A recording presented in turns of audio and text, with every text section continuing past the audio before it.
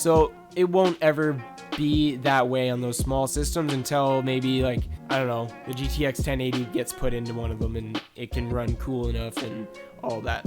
That's right. Until the GTX 1080 comes out, there is not going to be a PC, I mean, let alone basically all of them, there's not going to be a PC that can possibly be small and not just die when it plays video games.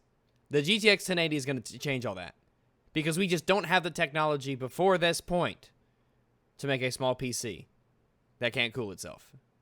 No one's ever thought of this. This has not been a logistical issue that anyone has ever addressed or brought up. On to number 3, plug and play. Overall, there's less wires involved with your PS4 and Xbox One. Less wires, less buttons, it's just clearly better. And Wii's and all that. Everything, they all have less wires involved, I find. So you are not discounting the possibility that there are wires you have not yet discovered.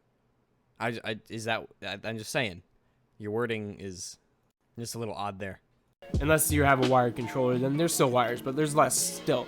Yes, but there's one more wire, which means that it's worse. It's one wire worse. Right now I have a PC that has a keyboard and mouse wired to it and has all that hanging out. A bunch of HDMI's going to a bunch of screens. Wow, that sounds awful. Wow, how do you do it? How do you live with yourself? How do you survive? Got a bunch of other cables. I got my Ethernet cables. I got my Chromecasts hanging out. I got a whole bunch of USBs hanging out. It's just a lot of cables. And how often exactly do you actually mess with those cables? Way more than you would in a PS4. You're only allowed to have 2 USBs on a PS4, I believe. There's some cabling in the back. What's that? You're only allowed to have 2 USBs? And wait, this is supposed to be a positive for the console. Let me get this straight. It's supposed to be a positive for the console. You're only allowed to use 2 USBs in the back. Because to me, that sounds kind of like a restriction. But it's really can be kept to a minimal. Anything can be kept to a minimal, PCs included. That's what the word means. Any PS4 controller you plug it in, it's going to work. Any Xbox controller with an Xbox is going to work. You know what's going to work with what, and it just made it a lot easier that way. I'm pretty sure every keyboard I've plugged into my computer works just fine, but whatever. You can plug and play on PC. You can say that it works. Well, yeah, because it does. But does it really work when you have to go and download certain files to use a PS4 controller? Well, a PlayStation 4 controller would connect to your PC with Bluetooth just the same way that any device would, so I don't see how that's complicated.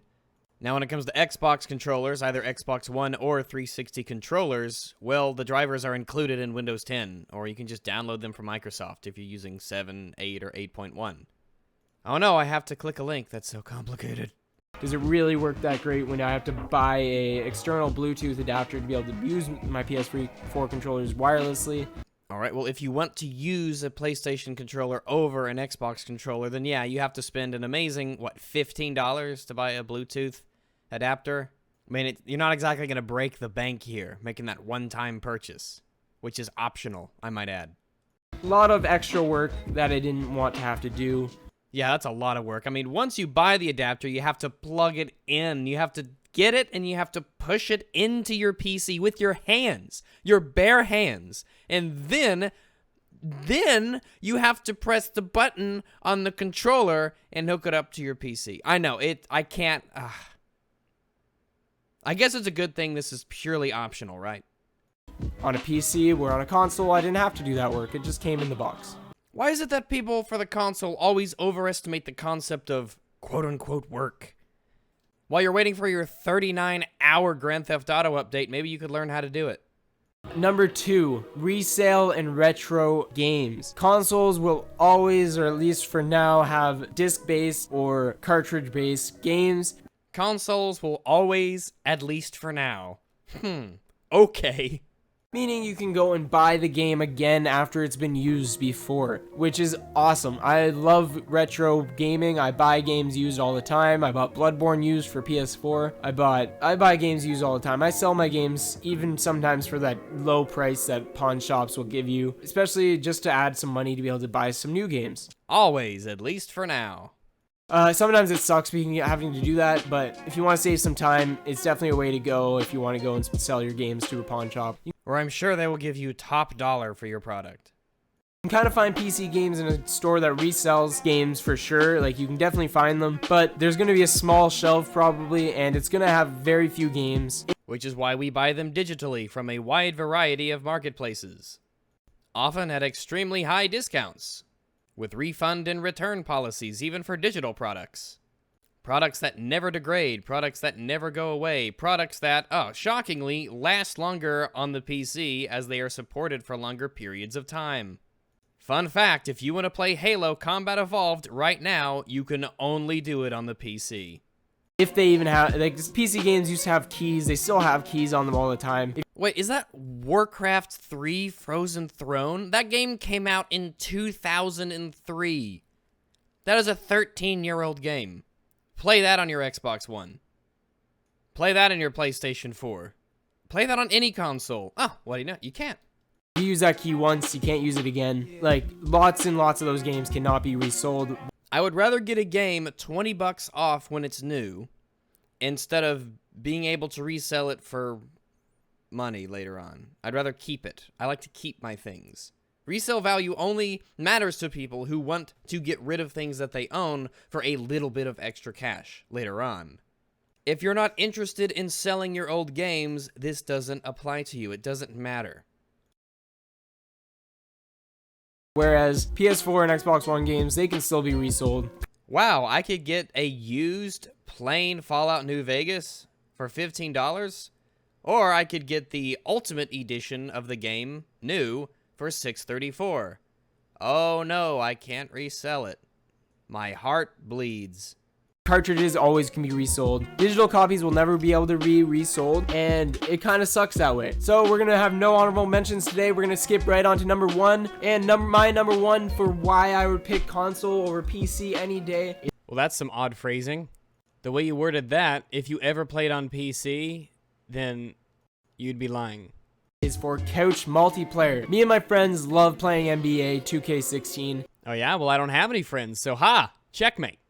We do play it on PC, but we can't play any other sports games really on PC because most sports games are made by EA, and EA puts those all on console. They will not release them for PC. There's no NHL 16 on PC. It's on console, so I have to go ahead and pick that up and play that. And I don't really mind doing that because You don't mind the fact that it's unnecessarily a console exclusive game?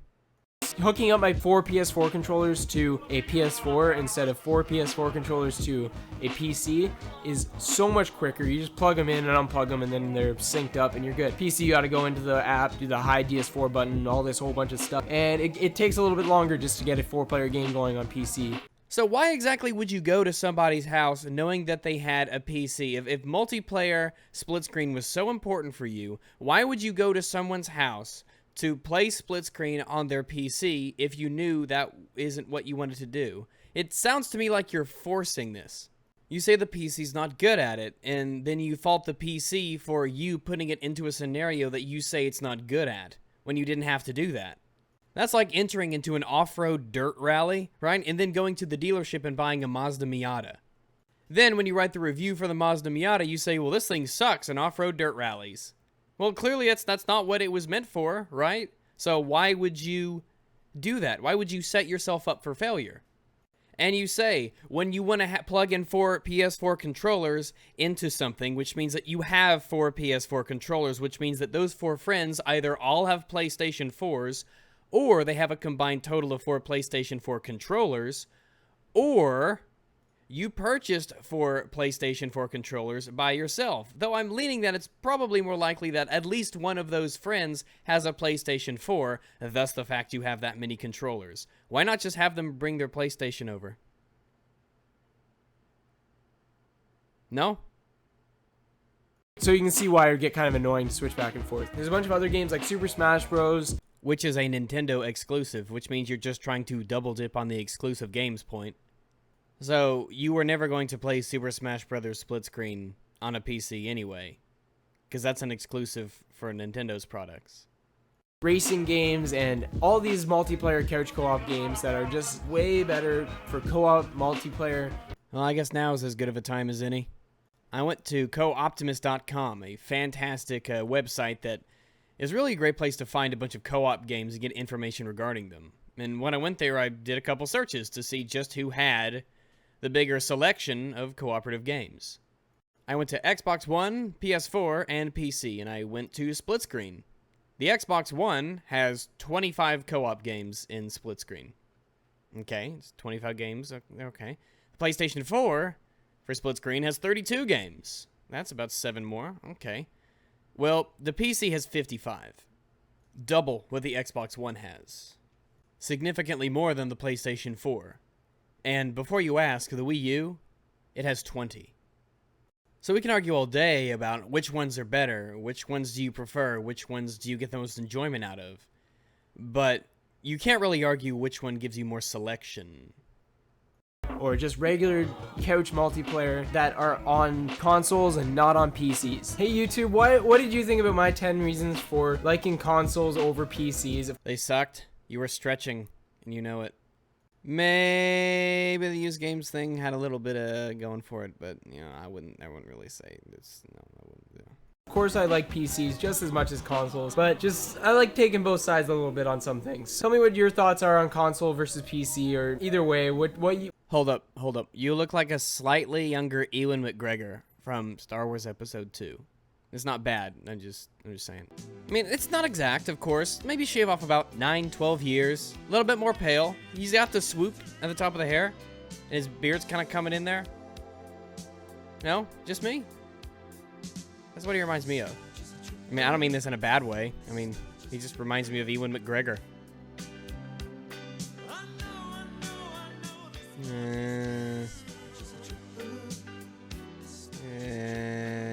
I don't know.